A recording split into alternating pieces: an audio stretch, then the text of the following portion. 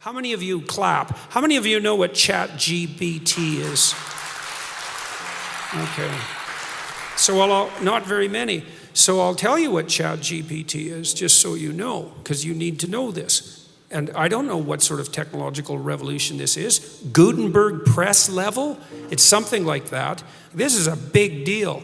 So this AI system, it's a general language processing model, was released about a week and a half ago. And I went and interacted with it. It's an AI system, artificial intelligence system.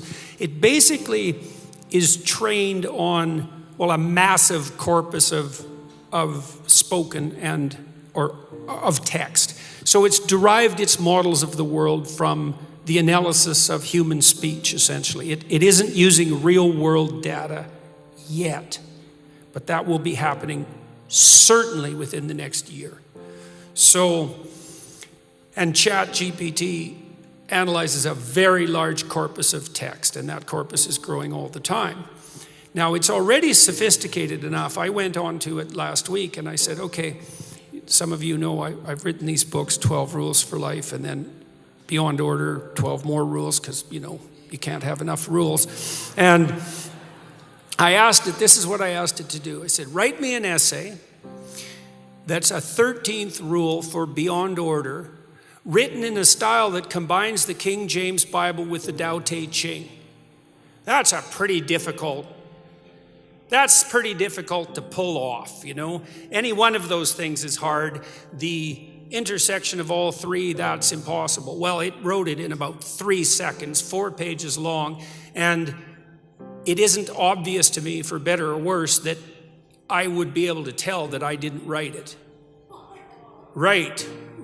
And okay, and that's pretty impressive, although, maybe not its relationship to what I've written, but the fact that it could do that grammatically perfectly, right? And quite impressive philosophically. I also had it write an essay on the intersection between the Taoist version of ethical morality and the ethics that are outlined in the Sermon on the Mount, which it just nailed, got that dead right, brilliant. Again, it took it about 3 seconds. There was a computer engineer who purported to work for Tesla. He asked ChatGPT, he said, look, I work for Elon Musk, but I haven't been doing much for the last week, so I need you to write me 10 bullet points about what I probably would have done as a engineer at Twitter. What 10 things did I do last week that were productive and valuable? And, if you don't mind, write me the accompanying computer code that goes with each project. And it did that too, 3 seconds, and the computer code works. Right, and so that's already there. So then a university professor did this. He thought, that's interesting. Any student will be able to write any essay on any topic with ChatGPT.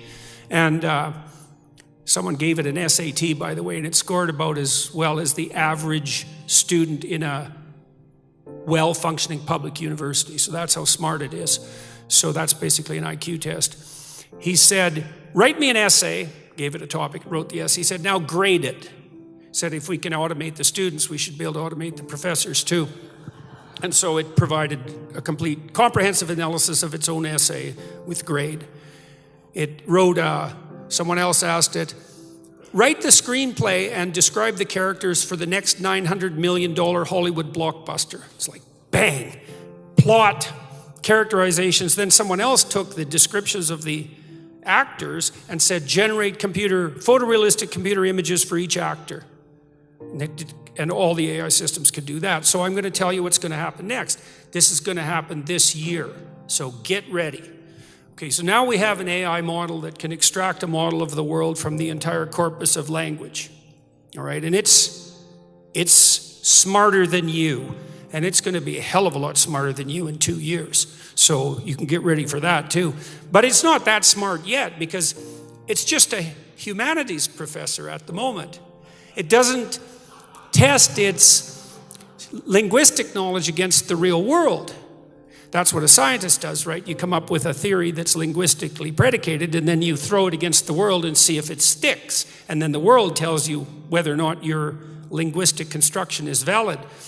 But the new AI systems will be able to extract out patterns from the world itself, from images and so forth, and then be able to test their linguistic constructions against the world, and so they'll practice just like scientists.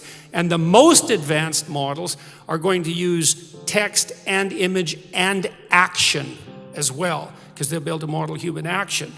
And all of that's going to come down the pipes within the next year.